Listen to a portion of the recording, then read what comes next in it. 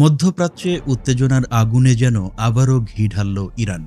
বিশ্ব যখন গাজা যুদ্ধ, হুথিদের হামলা আর পশ্চিম এশিয়ার টালমাটাল পরিস্থিতি নিয়ে ব্যস্ত, ঠিক সেই সময় ইরান ঘোষণা দিল তারা তাদের সামরিক সতর্কতার মাত্রা সর্বোচ্চ পর্যায়ে উন্নীত করেছে। এবং শুধু তাই নয়, যুক্তরাষ্ট্র ও ইসরায়েলকে দিল প্রকাশ্য হুমকি। ইসরায়েলি সংবাদপত্র ইয়েডিওত আহরোনথ এর একটি বিশেষ প্রতিবেদনে জানানো হয়েছে, ইরানের প্রতিরক্ষা ব্যবস্থা এখন পুরোপুরি প্রস্তুত এবং তাদের সামরিক বাহিনীকে সর্বোচ্চ সতর্ক অবস্থায় রাখা হয়েছে। ইরানের সর্বোচ্চ নেতা আয়াতুল্লাহ আলী খামেনি এক বিবৃতিতে সরাসরি জানিয়েছেন, আমাদের শত্রুরা যদি কোনো ভুল করে তার পরিণতি হবে ভয়াবহ। আমরা এখন এমন এক পরিস্থিতিতে রয়েছি যেখানে প্রত্যেকটি সিদ্ধান্ত হতে হবে হিসেব করে, কারণ এখন আর পিছিয়ে যাওয়ার সুযোগ নেই। খামেনির এই মন্তব্য থেকেই স্পষ্ট, ইরান এখন আর শুধু প্রতিরক্ষা নয়, প্রয়োজনে আক্রমণেও প্রস্তুত। কিন্তু এই হুমকি কি শুধু যুক্তরাষ্ট্র আর ইসরায়েলের জন্য? না, ইরান তার প্রতিবেশী দেশগুলোকেও কঠোর ভাষায় সতর্ক করে দিয়েছে।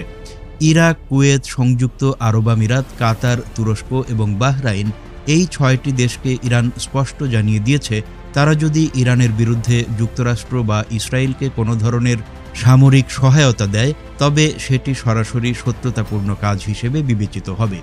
আর এমন হলে ওই দেশগুলোও ইরানের আক্রমণের তালিকাতে ঢুকে পড়বে। সোজা ভাষায় বললে, ইরান এখন তাদের আঞ্চলিক সীমা রক্ষা করতে সর্বাত্মক প্রস্তুত।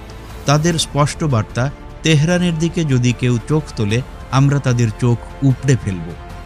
বিশ্লেষকদের মতে, ইরানের এই কড়া বার্তা শুধু প্রতিক্রিয়া নয়, বরং এটি একটি কৌশলগত বার্তা, যার মাধ্যমে তারা মার্কিন প্রভাবাধীন মধ্যপ্রাচ্যের জোটগুলোর উপর চাপ বাড়াতে চায়। বর্তমানে যুক্তরাষ্ট্রের বেশ কিছু সামরিক ঘাঁটি রয়েছে এই দেশগুলোর মাটিতে, যেমন কুয়েতে, বাহরাইনে, কাতারে এবং সংযুক্ত আরব আমিরাতে। এই ঘাঁটিগুলোর মধ্য দিয়ে যদি ইরানের বিরুদ্ধে আক্রমণ হয়, তবে ইরান সেই দেশগুলোকেই টার্গেট করবে, এমনটাই হুঁশিয়ারি দিয়েছে তারা।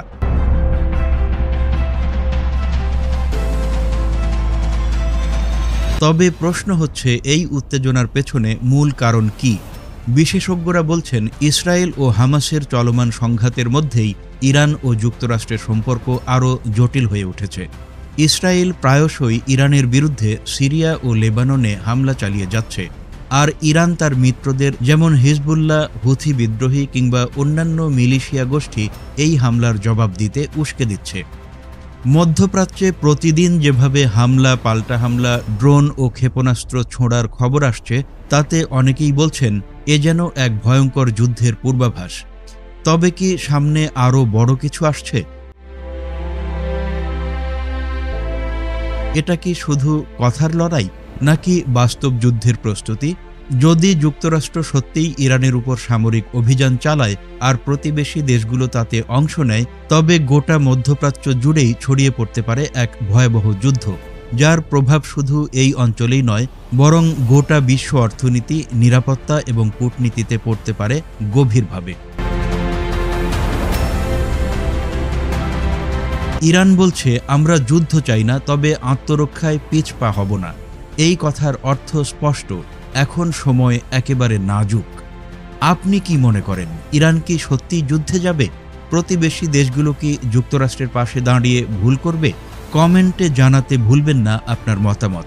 আর এমন গুরুত্বপূর্ণ আন্তর্জাতিক খবর ও বিশ্লেষণ পেতে সাবস্ক্রাইব করে সঙ্গে থাকুন আমাদের চ্যানেলে।